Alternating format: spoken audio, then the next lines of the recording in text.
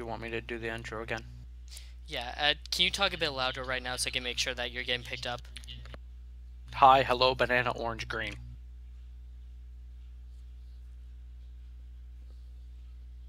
I don't know if that was loud enough or not. That's about as loud as I can get right now. I'm definitely getting a reaction to you. It's just not as strong as mine. Can you say something? Kakatora bata, heyo! Yeah, okay. You guys are being picked up by me. And we are live. Hello, everybody, and welcome to the Toku Portal podcast for Uchuu Sentai KyuuRanger, attempt number 2 today. I am Vashi V, and here with me today is... Rai. And the little king. And today we're talking about Uchuu Sentai KyuuRanger, episode 45. And, this is the fourth to last episode. After this, there's only 3 left, and it's amazing to think about that we're almost done. Don't remind me. My issue with it is for me, it seems more that because of the way I got into the shows, like, I did not like the start of it. So I guess my brain's kind of blocking it out. So it feels like we're missing 15 episodes, that there should still be 15, about 15 more episodes based on how when I fully got into the show and started to like it, because I hated the show to start with. But storyline wise, it's like right where it's supposed to be. So it's an odd dichotomy inside me for it. Yeah, and I do feel like there are more stories to tell with these characters, but other than that, yeah, we're at the end here. We've got the final boss reveal, and we've got the stakes raised up. Blow up the Earth. Because what's a Sentai series without the final villain trying to blow up the Earth when he's losing? A freaking man. I am disappointed that they're trying to blow up the Earth again. It seems like a down step from trying to just straight up blow up the galaxy. It's to blow up the galaxy, though. It's just making it a bit more personal now. Yeah, especially considering all they've done. Yeah, and truthfully, that's how I like my villain fights. Intimate. They've got that going for them at least. So the episode starts where it left off. The Earth is in imminent danger of being blown up. And everyone is worried about how Tsurugi feels, because they just found out that Don Armage is his old friend Cuervo, who stood by his side to fight against Don Armage. Wait, what? Yes, Cuervo didn't fully die when he sacrificed himself to help defeat Don Armage.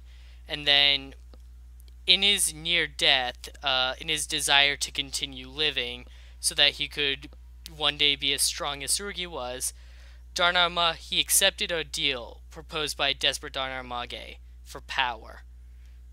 And he accepted Don Armage into himself. And that's how we ended up where we are. So who's truly in control here? Is it Don Armage or is it Cuervo? Well, I mean, I honestly can't see either. Because, Don Armage doesn't seem quite as brash or as impulsive or even cocky as this level. I mean, he's been some of those before, but not to this level, I don't think.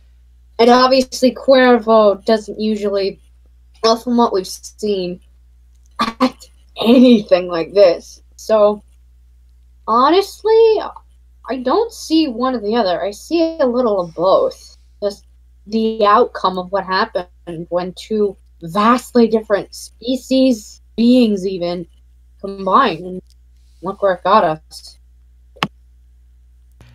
that was kind of my thought too. Is like not that it's Cuervo or Don Armage, but more the agglomeration of both of them together. Because, like King says, like you can kind of see bits of Cuervo and bits of Don Armage. Because especially with the explanation that comes, it kind of fits. Because you have that basically that warrior wanting power, the evil one granting it and possessing the body, but more kind of working towards a mutual goal kind of thing. I agree. This is their ambitions colliding together, and this is just the result. What they both want is fueling the other. When the KyuuRangers get back to Earth, Kotaro is reunited with his little brother. And Dr. Anton is there, because he's in charge of the bomb, of course. Tsurugi goes off on his own to fight Cuervo, while the others stay behind, except for Lucky, who also goes after Tsurugi. That plot point is resolved in that Tsurugi is dying, so he can't fight on his own, and Lucky has to go in and save him. As King suggested earlier, Tsurugi's life is limited. It's being extended by his Kyutama, but he spent a bunch of the energy to save Lucky earlier.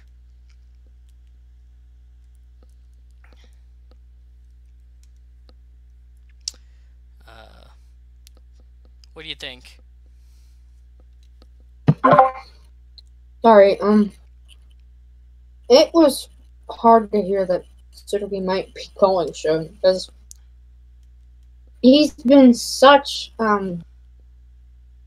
he shook up the team with a point where I honestly can't picture the KyuuRanger without him anymore, even though I know it has time, but it's hard to see him like this now, just so far gone from the warrior we saw him as. Now, nothing more than a dying man with the will to want to go on, but with not enough power to do so.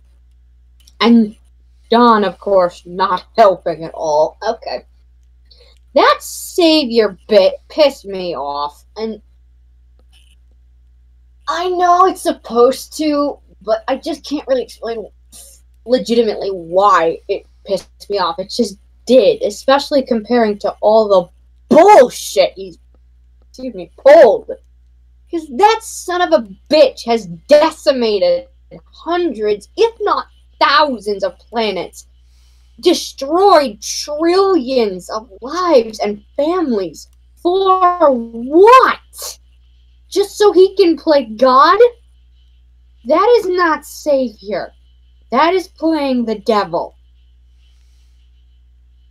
So, that was a good contrast at the very least. Real quick on that, King. The point he made is kind of fair. Because it's not so much that he wants to, or as the way he explained it, that he wants to destroy everything. He wants to rid the galaxy of pain. That he himself has caused. There's more pain than just him, though. Right, and using this from the fact that it was done, let's say this was Don Armage's side saying this, that could have been his plan from when he started Dark Matter to take over the galaxy. Was his entire ambition was to eliminate pain and suffering.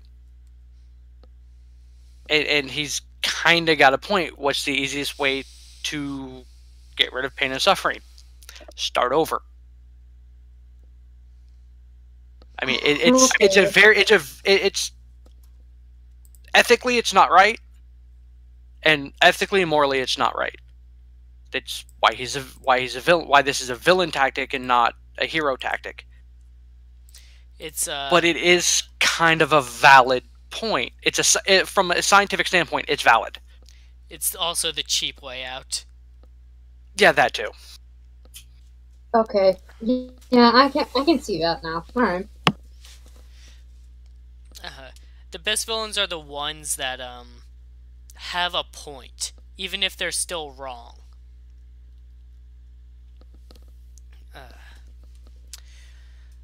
On the other side of things, Dr. Anton is okay with blowing himself up along with the galaxy because he'll be reveled as the genius that blew up the galaxy. Except there won't be anyone to revel his genius. When Kotaro calls him out on this, he gets mad for being called stupid. And he tries to get like the other humans to finish off the KyuuRangers for him, because early on in the series they hated the KyuuRangers for rebelling. That doesn't apply anymore though. They are on the KyuuRangers side, so they attack him instead.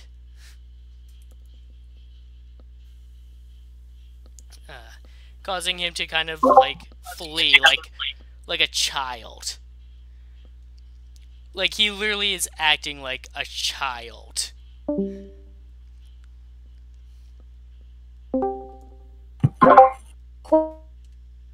the 6-year-old is the one that led the rebellion against him.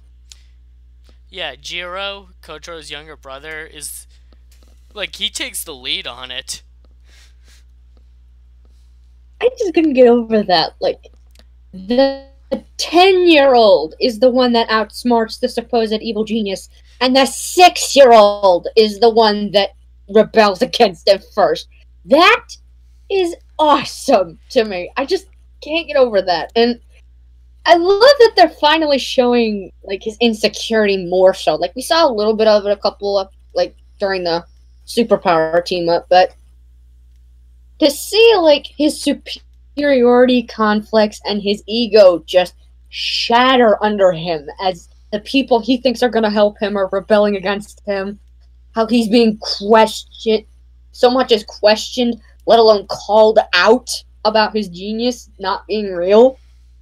I just love seeing that. And his monster form looks badass, too. Like, the insane hair going everywhere being his tentacles, the gnarly mouth that mixes with the champ proto. It looks really cool. I actually did have a question about when he popped up to begin with. How did no one see him? Next question. Because, I mean, it was one of those things like that popped into my head is like they're all standing basically in a group and he pops up in the middle of them. Like based on where they are, he would have had to have teleported through the stairs. But like aside from that, is like this was a good as much as Kotaro's been underutilized, which initially was a fantastic thing. But since they redid his character to where he's not a giant crybaby asshole, he's been a very good character. Like who's along with many others have been kind of underutilized and underexplored, especially considering the fact that he's from Earth and they've been on Earth for a while.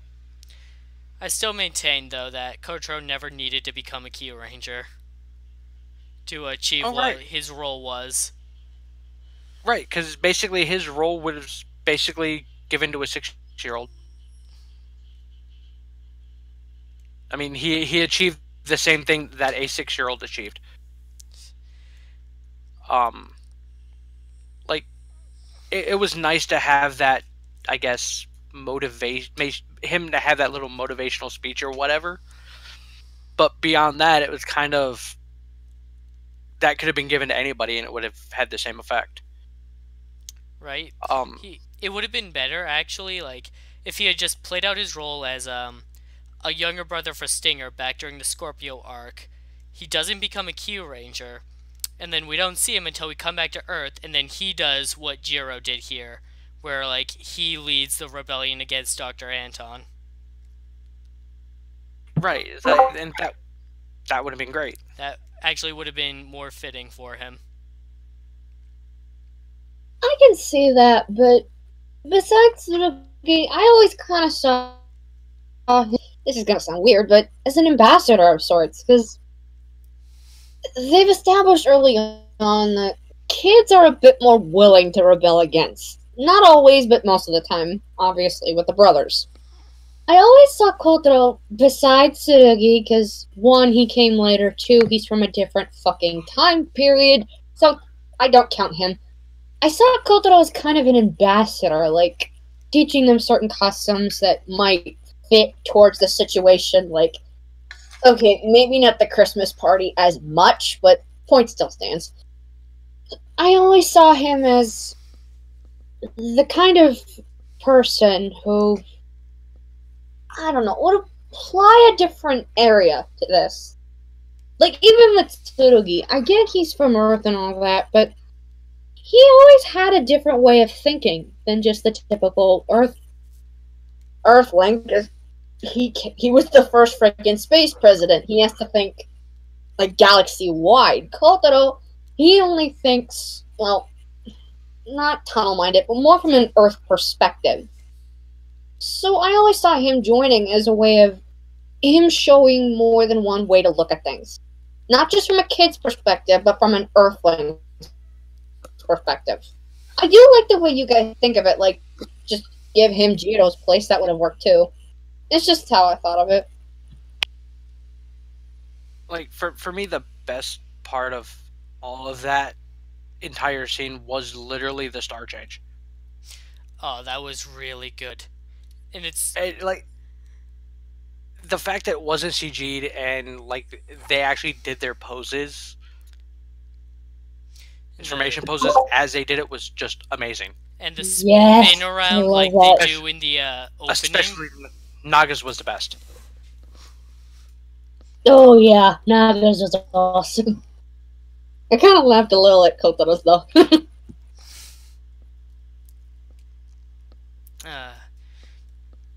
So everyone returns to the ship to learn that, hey, Tsurugi's dying. And he has come to terms with his fate. He knows he's dying, and there's nothing that can be done about it. Lucky then asks everyone what they plan to do when there's peace, after they win. It just doesn't end once it's over, like, what are they going to do after? And they all go around saying what their dreams are.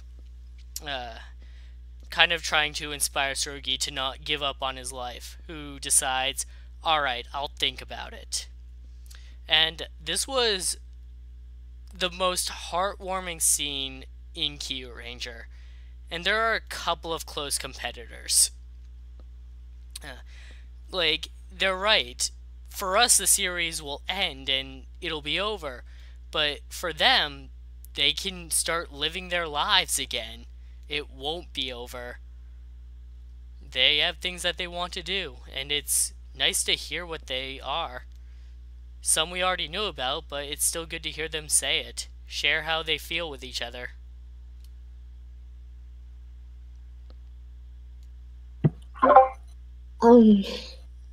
Yeah, this was my favorite freaking scene in the whole damn episode, because it was nice to see what they plan on doing after all this. Like, Naga teaching his people about emotions, Hami becoming a teacher, maybe not just in ninjutsu, but kind of just for kids in general. She reminded me a lot of Luca in that respect, which is nice considering Raptor.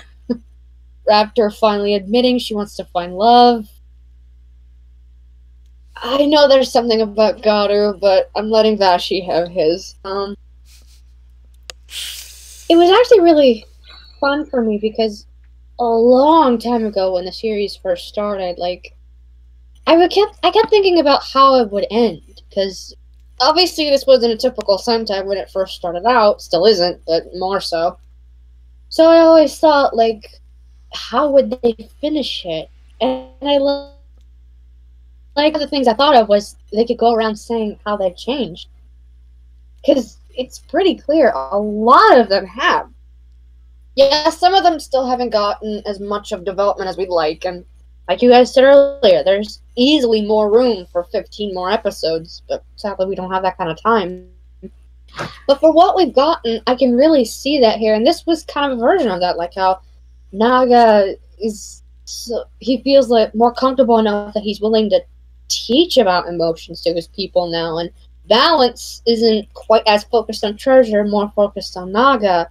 Lucky, he's only she's a bit quieter now, not quite as brash as she used to be, and so on and so forth.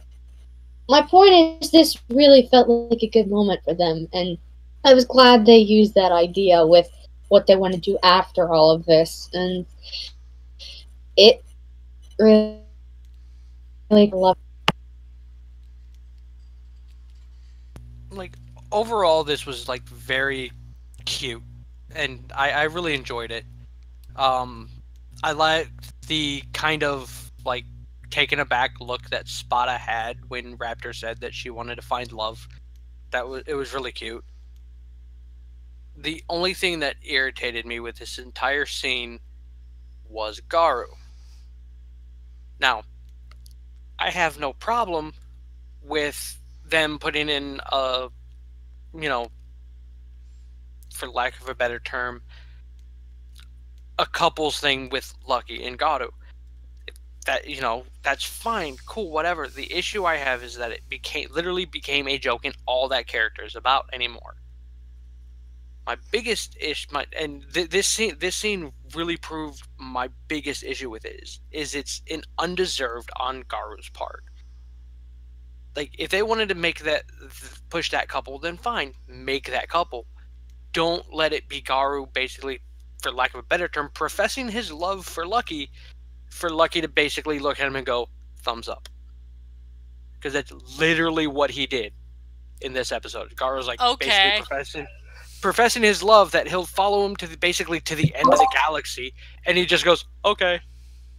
Oh boy. It's stupid in my opinion. It's like Lucky, or not Lucky, Raptor and Spada have a more solidified relationship, and they've done nothing.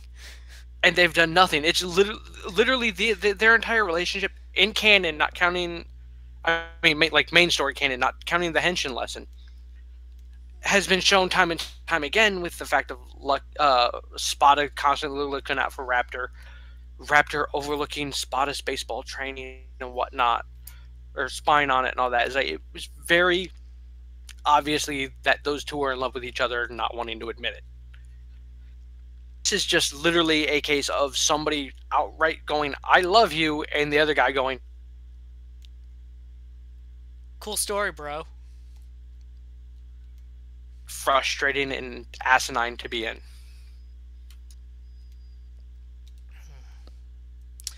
I kind of agree with Vashi. Garo's character hasn't been anything.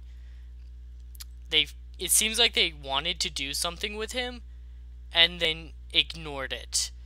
He didn't really do anything in the beginning except put on a dress in one joke episode. He didn't do anything later on. And then when he finally did do something, it was piggybacking off of Stinger. And that was the most significant thing for him. Now that I look back on this all, I'm kind of glad I joined you guys the episode after that happened. Because I honestly like that episode, and I feel like I'd be chewing crow a lot more than I do right now if I had come during that point. I honestly don't even remember if we were ripping on it that badly or not. Well, you were. How do you think I'd join you guys?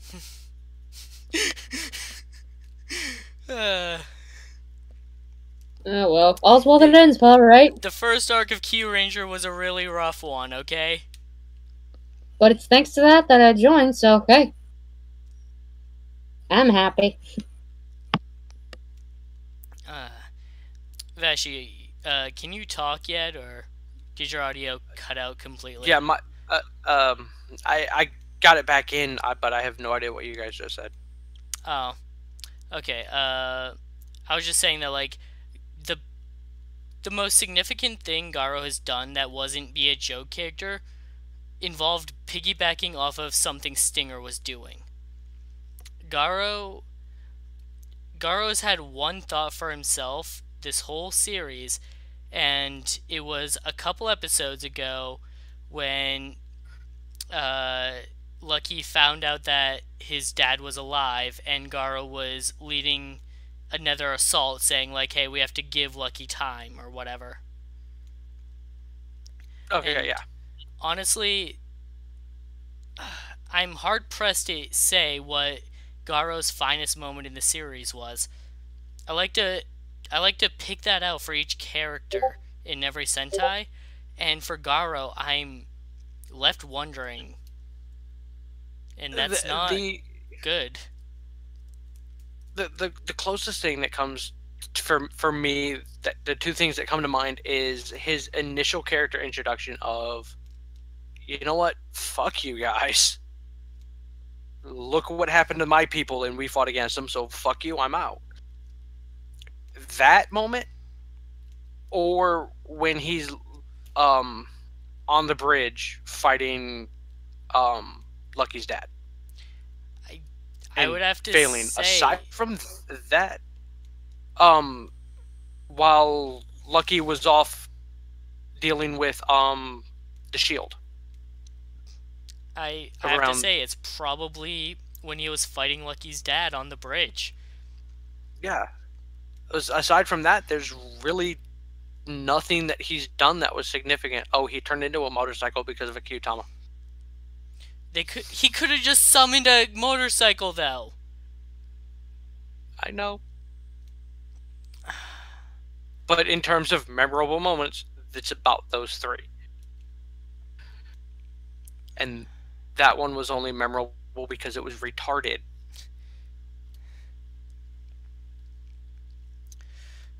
Enough depressing talk about wasted potential of a character, though.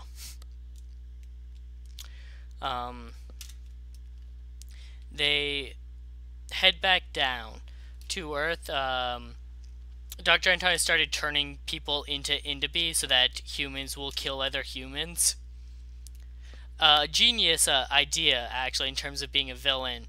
Shinkenger did it, and it felt way heavier back then, but those feelings like help enforce it here. God,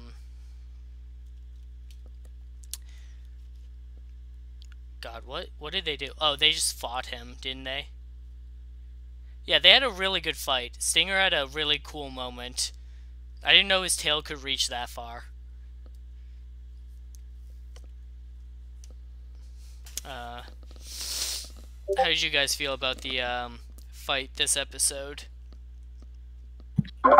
Oh, we already talked about the roll call, so I'll leave my thoughts on that. I honestly thought it was clever of him to like turn the Earthlings against him, and of course use the one kid who started this mess in the first place. And the moment with him and Stinger was just so freaking adorable. I loved it, and even with like the suit actors, I always try to look for that one moment where I can see their smile freaking clear. Like, it's not forced, it's not cocky or wry or smug, none of that shit. It's their genuine smile. And I saw that in Stinger for the... Okay, he's done it before, but genuine, you know? And I saw that in him when he looked at Jiro. That was very, very sweet. And I love the use of different Kyutama. Like, they used the puppy one again! Yay! Although I am curious how that affected Garo more so than just the martial arts thing. Although he already has ears, so I guess it wouldn't count. Because Garo's already a dog. I know, but I wanted to see him with the little puppy ears instead of his big cute. Well, it was very fun, and the fight, oh my god, that bit with Stinger and Champ was awesome. I loved it. Like, Stinger holding the tip of his spear, ending up rocket fisting him through like a building and a pillar, which I'm sure was in the abandoned buildings. It was just so much fun, and the Megazord fight, when we get to it, I loved, although it was. Yeah, I kind of spaced a bit on what the fight was, which is why I had trouble saying something before. But this fight was really good. And I know I've been saying it a lot lately, but seeing them work together is amazing. Right. Sorry. Did you have more? You can go. Like the fight itself, like it was great. I mean, I got sick of Dr. Anton talking, but aside from that, it's like the fight was great. It's fights like these that remind you that Sentai is really good at multi-person fights. Because they're just done really well. And like the fact that they had Champ and Stinger working together, you know, the people that throughout the series have shown to have good chemistry with each other. The same way, anytime Balance and Naga are on screen together, it's an amazing time. But I kind of forgot up until now that Champ has a rocket fist. Yeah, but what a great way to remind us. Oh yes, that was fantastic. It's like, though this did point out one thing to me that was a gripe back when Kotaro first became a fucking KyuuRanger. His weapon is not original. He uses the same weapon Stinger does. Well, he has his scarf. Don't remind me. Yeah, what does that have to do with a bear? We never found out. Yeah. Polar bear. What? Polar bear, the cold scarf. His freaking his gloves are like mittens. Am I the only one that notices that? I mean, I guess that works. Because there's literally no other explanation possible for it. The way he uses his scarf like a whip still doesn't fit in. I'm all down for his theme being a bear with the whole Ursa Minor, Ursa Major thing, but I feel like this wasn't the best execution of that concept. Fair enough. The finisher was fun, though. Oh, man. Did I forget that? Shit. I really like All-Star Crash. Rather than just the whole, like, oh, they all grab onto the weapon in a generic pose. Like, no, they all are firing their own gun, so they all have their own unique pose that they slide into. And Naga and Balance have the best ones. True that. But I meant more along the lines of, like, Dr. Anta begging them. It's like, wouldn't it be a waste of the universe to destroy such an extreme genius? And then Champster and Kotaro go, nope! Fire that bitch! You are not worth it. Oh, Sorry, she's not talking because his mic is having issues. Shoot. But yeah, I just love their going, sorry, pork cube stew, fire.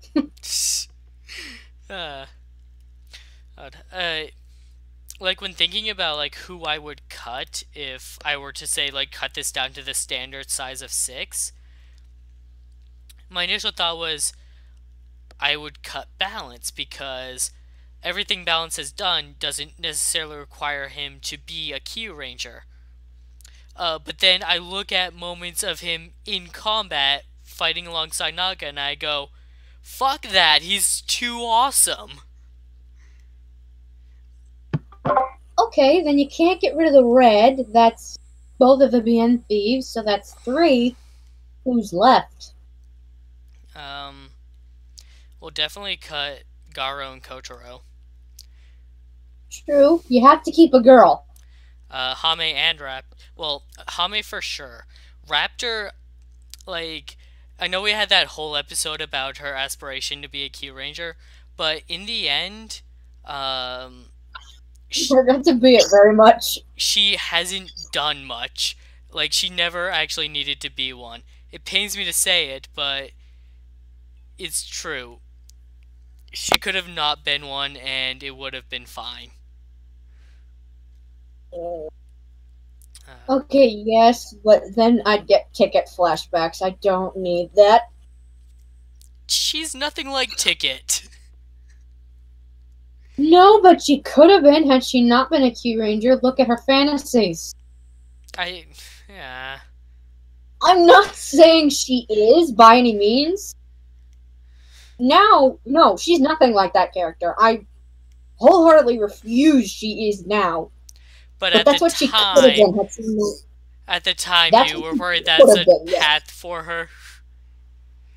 That's what she could have been had she not been a KyuuRanger. I don't think they would have gone down that path even if she wasn't. True. Ticket I'm was a just saying very it's a possibility. unique character. I'm just saying it's a possibility. I'm not saying it could. I'm not saying it would ever happen. I'm just saying it could. Alright. Well, I was trying to stall for Vashi to get his mic figured out, but it doesn't sound like that happened. Hey, I got it fixed. See, I just had to say something so that he could prove me wrong. How's that for timing? I got the tail end of that. And I agree with you, Rai, that basically at this point, Raptor basically being a KyuuRanger was irrelevant. Yeah. I hate to say it, because we had one of the best early on episodes was the episode about her wanting to be a KyuuRanger. And unfortunately, that episode is kind of mute at this point.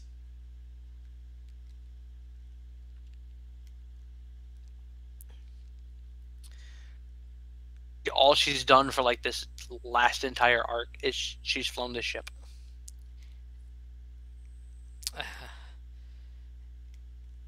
Like, the one significant thing she did that would have been different if she didn't become a KyuuRanger was she could fly and snipe.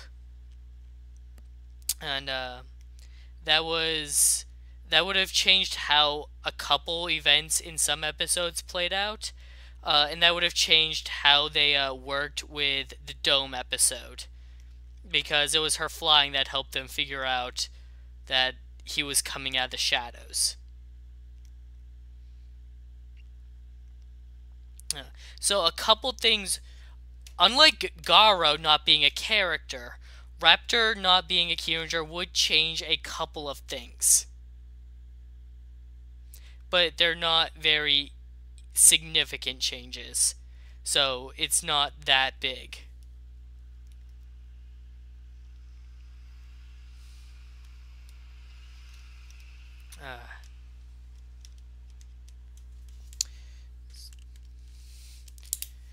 Oh, King, were you thinking of wagging the entire time we were talking about Ticket?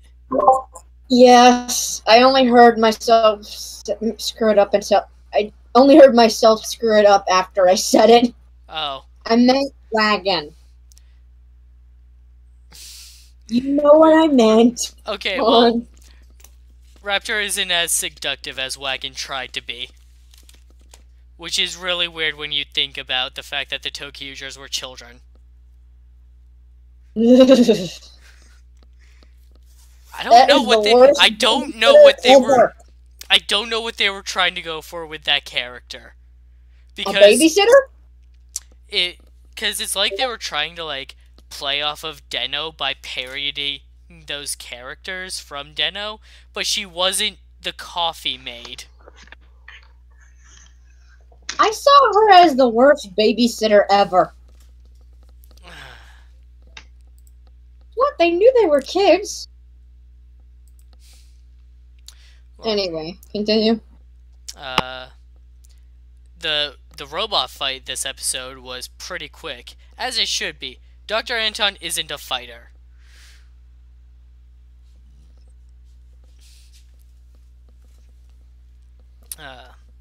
Nothing to say about that. I guess that's really all there is to say. With him, yes. All I could think about when he did that was, anyone up for a game of kickball? Come on, he's a giant fucking sphere. It's hard not to.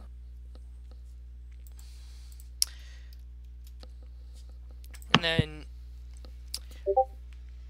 Tsurugi, to himself, realizes what he wants his goal to be. He wants to make their dreams come true. All those things that he talked about doing when there's peace, he wants that to happen. The episode ends with the final Kyu let the chance. The KyuuRanger Kyuutama is set out. All members deploy. They're getting ready for the final battle.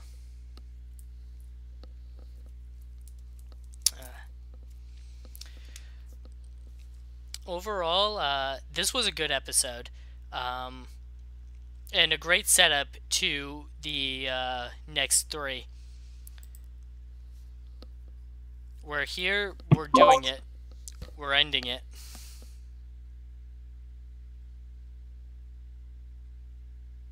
Yeah. It's really hard to believe.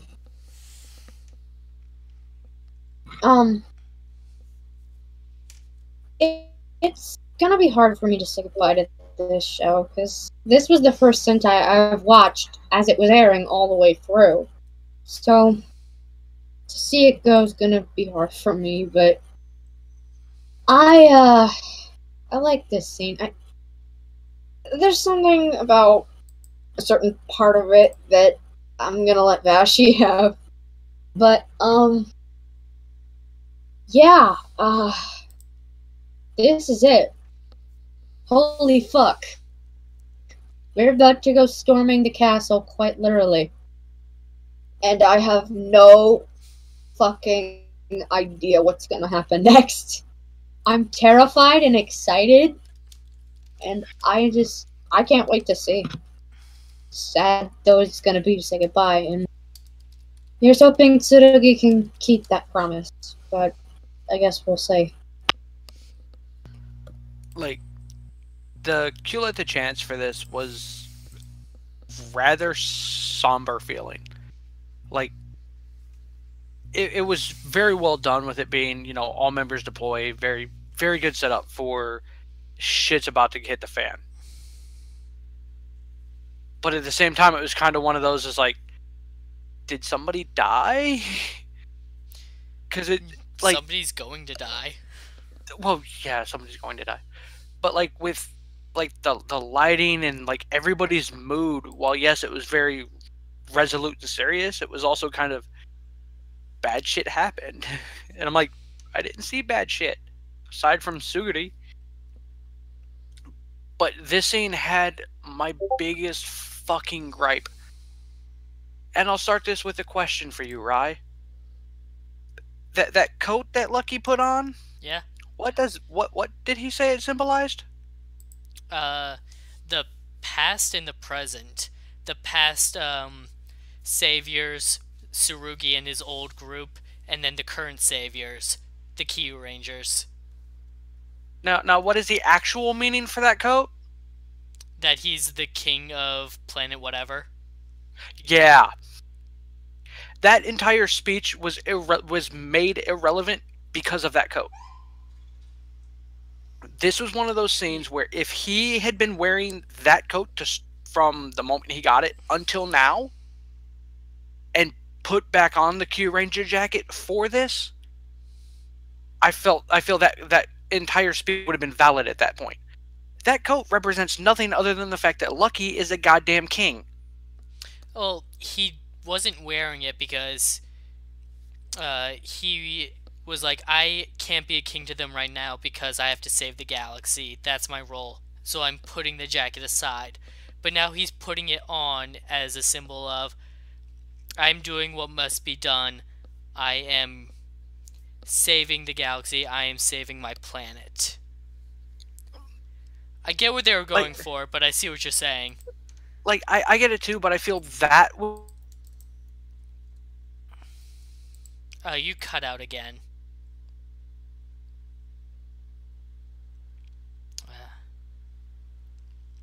Just a second, folks. Actually just needs to fix his mic so he can finish what he was saying.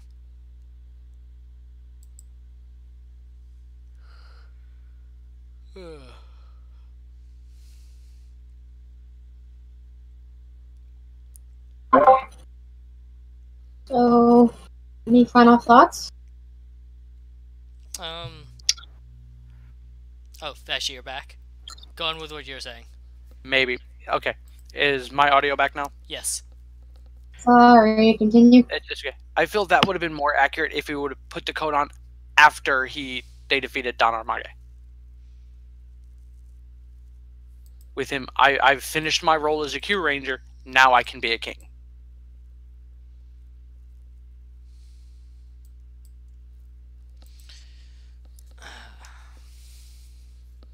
Yeah, I see what you're saying. That would have been good.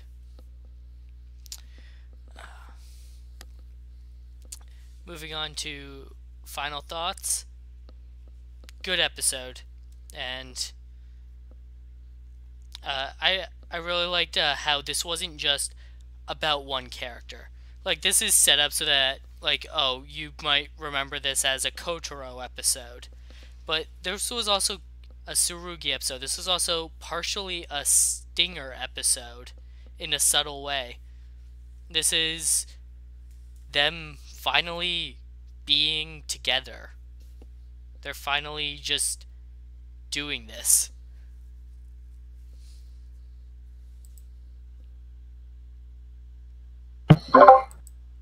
Oh dear God.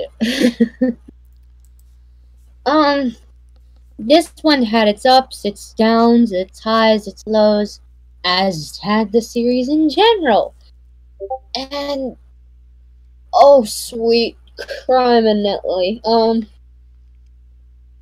Like I said earlier, I have no idea where we're gonna go from here. And I know we've only got so much time left, but holy crap, I can't. Like, I love this episode. It was really well done, aside from, the few dumb moments that I felt they had. And Rai was right. It seemed like this episode was more about everybody. You cut out again. What is with your mic? I guess you can't answer that because your mic cut out.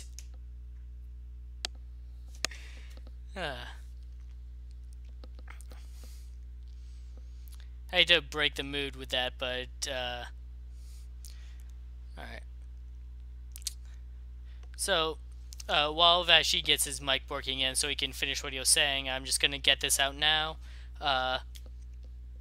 Tomorrow we'll be talking about Kamen Rider Build. If you want to join us for some Kamen Rider, it is. If you don't know what Kamen Rider is, think of it like Sentai, but instead of a team of 5, it's like a team of 1 to 2, and then maybe some extras and they may or may not work together. Next Tuesday we'll be talking more about KyuuRanger, and then the Wednesday after that will be more Kamen Rider Build. Vashi, are you back yet? Doesn't sound like it.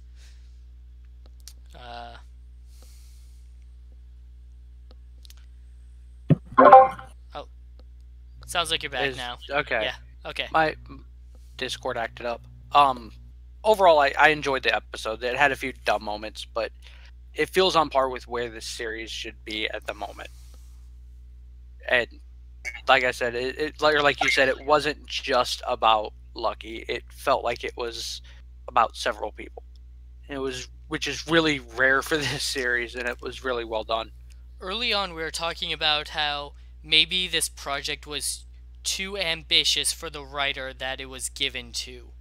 But at this point, I'm wondering, maybe he just didn't know how to start the series.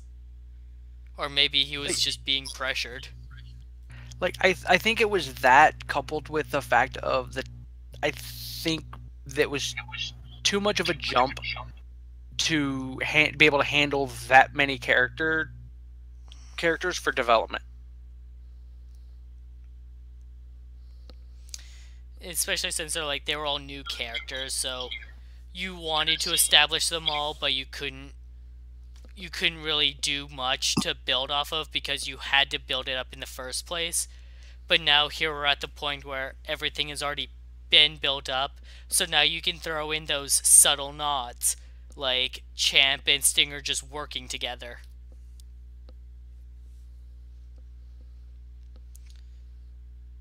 King, do you have something to say?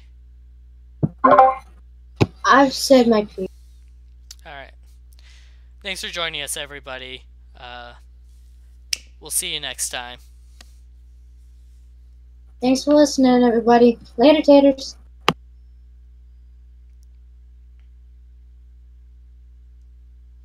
I don't know if Vashi's mic cut out again, but I'm sure he's saying bye-bye. But I'm not waiting for him to fix it again.